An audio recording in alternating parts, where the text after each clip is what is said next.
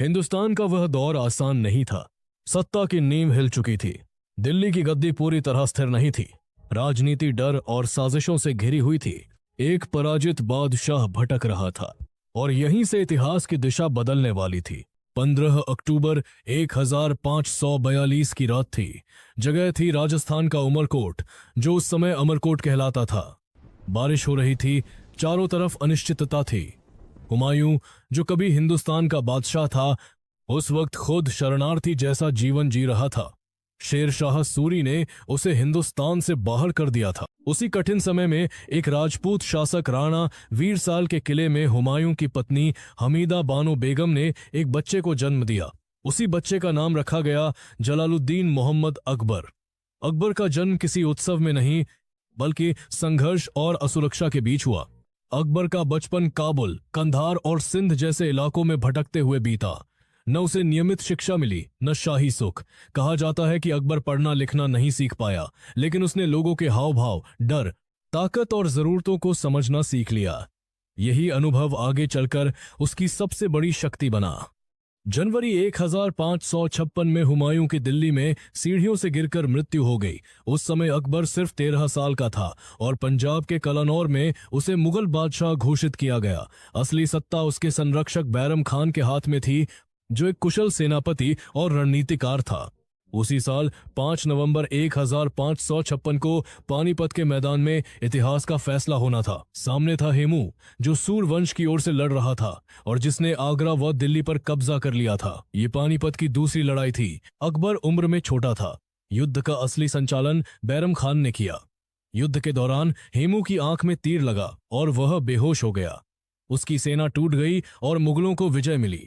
इस जीत ने मुगल साम्राज्य को दोबारा खड़ा कर दिया। 1560 तक अकबर ने धीरे धीरे सत्ता अपने हाथ में ले ली और बैरम खान को हटा दिया। यह फैसला खून खराबे से नहीं, समझदारी से लिया गया। अकबर समझ चुका था कि अब उसे खुद फैसले लेने होंगे।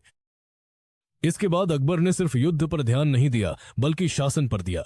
1564 में उसने जजिया कर समाप्त किया, जो गैर मुसलमानों पर लगाया जाता था। उसने राजपूतों के साथ विवाह संबंध बनाए और उन्हें उच्च पद दी। आमेर के राजा भारमल की बेटी से विवाह इसी नीति का हिस्सा था। राजपूत उसके दुश्मन नहीं, उसकी ताकत बने। अकबर ने फतेहपुर सीकरी को अपनी राजधानी बनाया और वहां ऐसा दरबार खड़ा किया जहां विचारों की आजादी थी। बीरबल, तानसेन, अबुल फजल, राजा टोडरमल जैसे लोग उसके नवरत्न बने। अकबर खुद धर्मों पर चर्चा करता था। उसने इबादत खाना बनवाया जहां हिंदू, मुस्लिम, जैन, ईसाई सभी अपने विचार रखते थे। इसी सोच से दीन-ए-इलाही की अवधारणा आई, जो धर्म कम और नैतिक विचार ज्यादा था। राज्य विस्तार भी चलता रहा। 1573 में गुजरात, 1576 में हल्दी घाटी के बाद मेवाड़ पर प्रभाव, 1576 में ही बंगाल और बिहार, फिर काबुल, कश्मीर और अंत में दक्कन तक मुगल सत्ता पहुंची।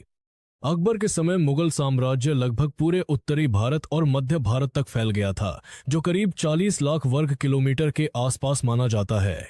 अकबर सिर्फ विजेता नहीं था, वो प्रशासक भी था। राजा टोडरमल के साथ मिलकर उसने भूमिकर व्यवस्था सुधारी, किसानों से निश्चित और न्यायपूर्ण कर लिया जाने लगा।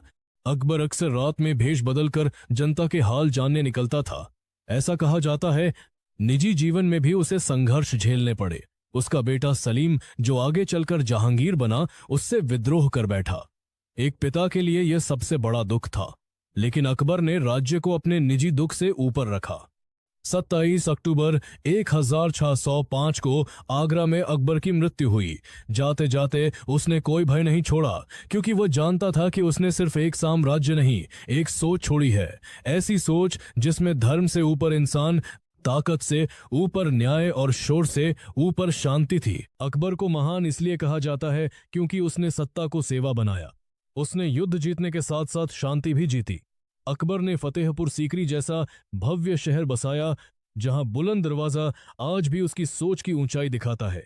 वो ज्यादातर आगरा और फतेहपुर सीकरी में रहता था। उसने शासन को मजबूत करने के लिए न्याय और कर व्यवस्था सुधारी। अकबर की कई शादियां हुई जिनमें राजपूत रानियां भी थीं, लेकिन उसका उद्देश्य सत्ता को जोड़ना था, तोड़ना नहीं। उसने धर्म के नाम पर भेदभाव खत्म किया। हिंदू, मुस्लिम, जैन, ईसाई सबको बराबरी दी। उसके दरबार में ज्ञान और कला को सम्मान मिला। तानसेन का संगीत और बीरबल की बुद्धि उसी युग की देन है। अकबर ने भारत को तलवार से नहीं, समझ से जोड़ा। वो बादशाह कम, विचार ज्यादा था। इसीलिए इतिहास उसे आज भी अकबर महान कहता है। अगर वीडियो अच्छी लगी हो तो लाइक करें और ऐसी ही जानकारी भरी वीडियो के लिए चैनल को सब्सक्राइब करें। नेक्स्ट वीडियो किस टॉपिक पर चाहिए कमेंट में जरूर बताएं।